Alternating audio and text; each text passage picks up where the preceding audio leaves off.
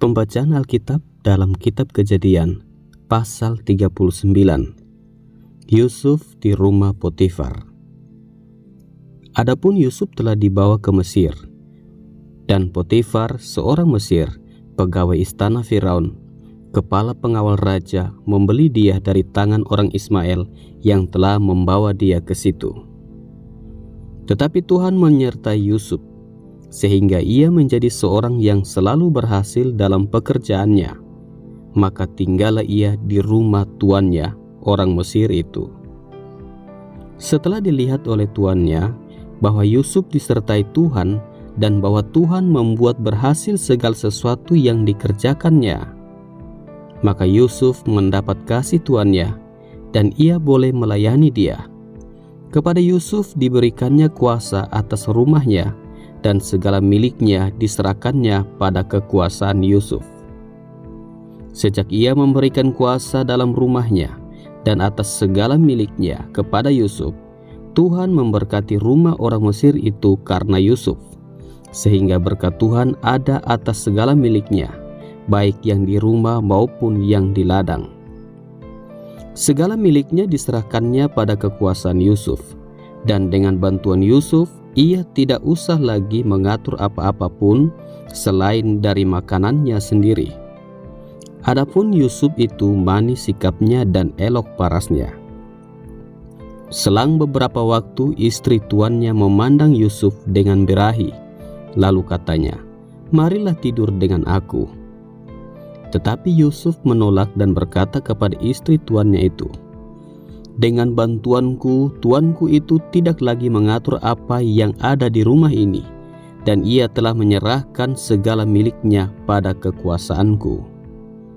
Bahkan di rumah ini ia tidak lebih besar kuasanya daripadaku, dan tiada yang tidak diserahkannya kepadaku selain daripada engkau, sebab engkau istrinya.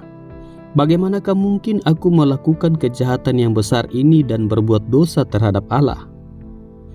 Walaupun dari hari ke hari perempuan itu membujuk Yusuf, Yusuf tidak mendengarkan bujukannya itu untuk tidur di sisinya dan bersetubuh dengan dia.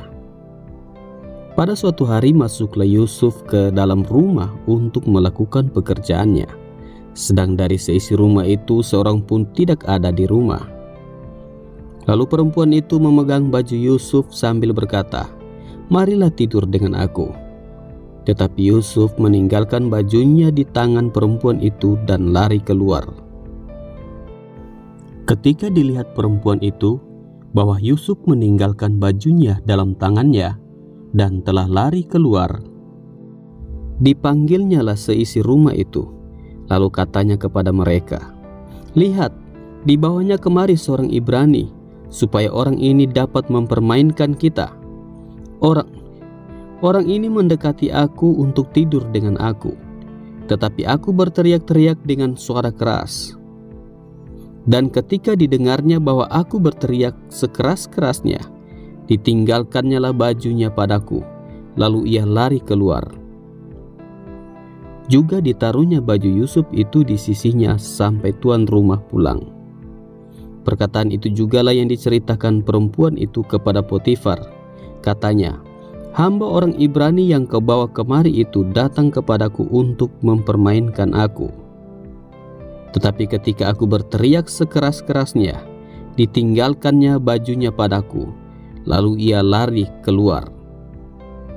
Baru saja didengar oleh tuannya perkataan yang diceritakan istrinya kepadanya, "Begini-begitulah aku diperlakukan oleh hambamu itu." Maka bangkitlah amarahnya.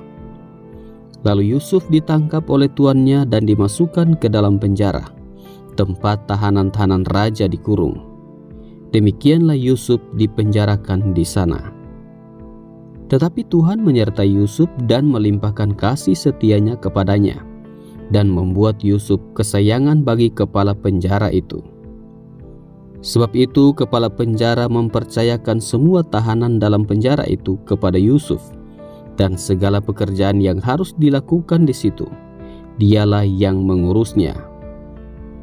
Dan kepala penjara tidak mencampuri segala yang dipercayakannya kepada Yusuf, karena Tuhan menyertai dia dan apa yang dikerjakannya dibuat Tuhan berhasil.